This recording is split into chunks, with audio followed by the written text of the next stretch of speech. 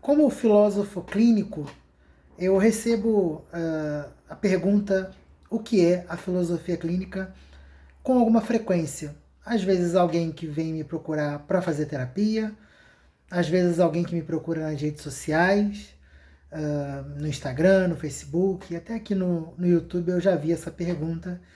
E, bom, é possível que, se em vários momentos durante o ano eu fosse responder essa pergunta, eu construiria uma resposta especificando um ou outro aspecto. Mas nesse vídeo eu gostaria de trazer para você uma explicação mais sucinta e mais direta possível sobre o que é filosofia clínica.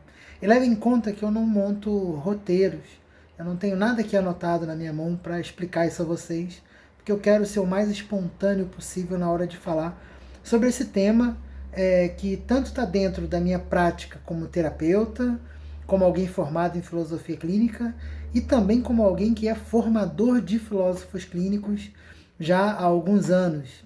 Então, vamos lá refletir um pouco. O meu nome é Miguel Ângelo Caruso, sou formado em filosofia, com bacharelado, licenciatura, tenho uma especialização e habilitação à clínica em filosofia clínica, possuo mestrado e doutorado na área de ciência da religião, na área de concentração de filosofia.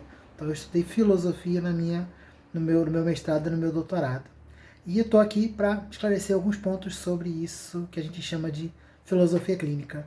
O primeiro ponto para a gente destacar aqui é que filosofia clínica é uma metodologia terapêutica, é um método terapêutico, é um modo de atender pessoas dentro de um processo de terapia. Então, a principal vocação da filosofia clínica é o trabalho como terapeuta. É claro que, por extensão, a gente pode pensar na aplicação da filosofia clínica em empresas, em ambientes educacionais, em áreas que não diretamente lidam com terapia, mas que ajudam, às vezes, os líderes a, a organizar a sua empresa. Então, por exemplo, gerentes, vendedores, advogados podem usar da filosofia clínica, pessoas da área de saúde de modo geral, então psicólogos, médicos, fisioterapeutas, enfim, é possível utilizar a filosofia clínica em diversos âmbitos.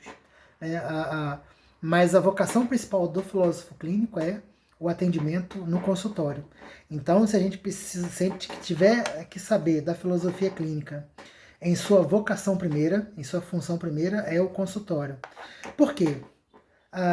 Embora a gente a gente utilize o nome filosofia clínica, a gente já tem uma noção prévia de que filosofia é um modo, é uma busca de compreender o todo, a realidade, o que as coisas são.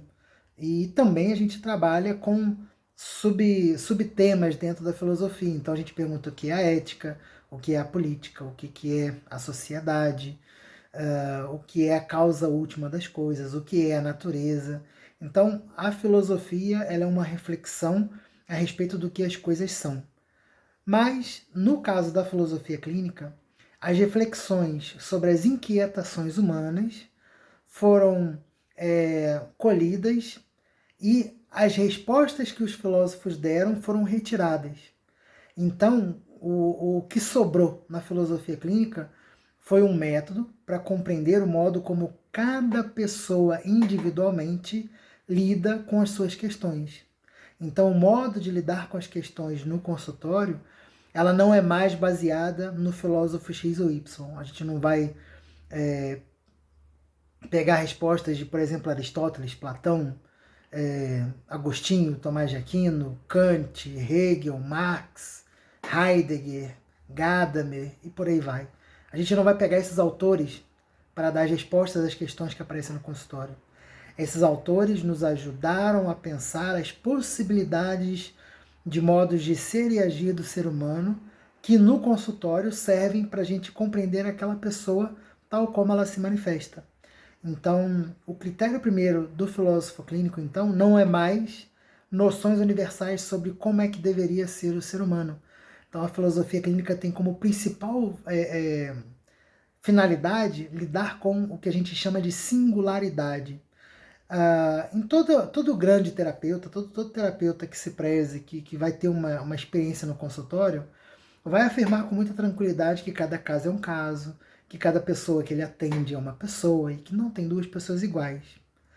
Mas a metodologia de uma abordagem terapêutica, outra, que não a filosofia clínica, tende a construir noções universais de compreensão do ser humano, sobretudo com um viés sob certo aspecto normativo. E esse é um critério que o filósofo clínico não tem. Quando a gente diz que lida com a singularidade, a gente não tem um critério normativo, ou seja, eu não tenho uma compreensão normativa, ou seja, uma compreensão de como um ser humano, entre aspas, normal poderia ser, para eu dizer que aquela pessoa que está no meu consultório ela está desequilibrada, por exemplo.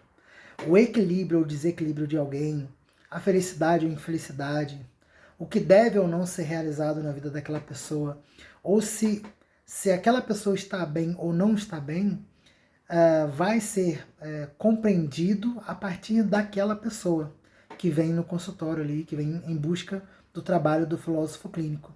Então, o diferencial da filosofia clínica nessa abordagem é justamente compreender cada indivíduo em sua complexa singularidade.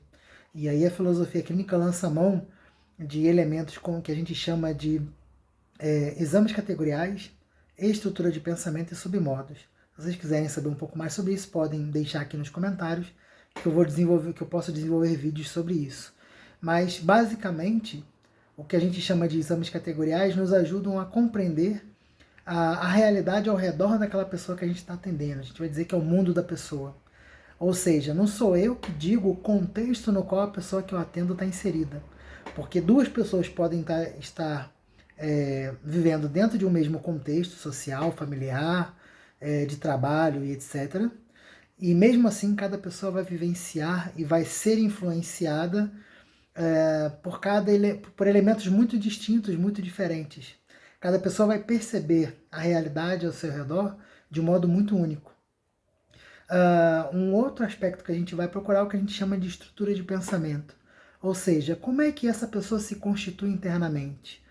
E como a gente não tem um parâmetro de como é que deveria ser uma pessoa equilibrada, como é que é uma pessoa totalmente realizada, a gente não usa esses critérios, tudo o que a gente colhe das informações da pessoa são organizadas em forma do que a gente chama de tópicos, que são aspectos possíveis de modo de ser do ser humano, e cada pessoa vai apresentar seu modo. E a gente vai compreender como esse contexto no qual a pessoa se encontra e como é que essa estrutura dela interna interagem e como é que os elementos dentro dessa estrutura interna também interagem entre si.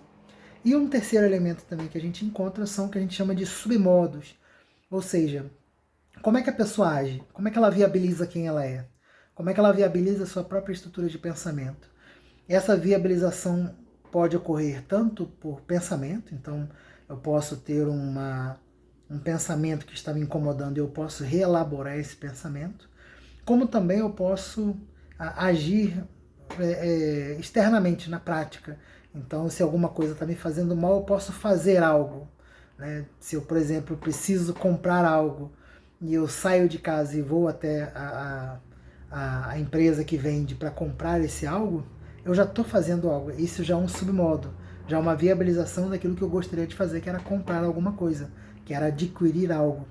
Então, esses três elementos são subdivididos em vários aspectos. Então, temos 5 categorias, 30 tópicos, 32 submodos, que combinados entre si geram uma infinidade de possibilidades, tão variada quanto são as pessoas que poderiam procurar um filósofo clínico, e a partir daí sim o trabalho ocorre.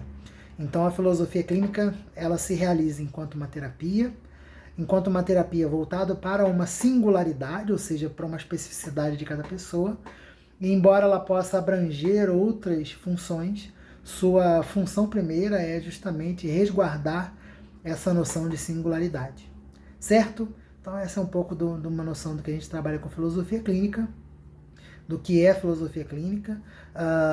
Só para complementar, o filósofo clínico então é aquela pessoa que ao compreender essa pessoa em sua singularidade, ele encontra os elementos ali, ele compreende aquela pessoa e encontra os elementos que precisam ser trabalhados.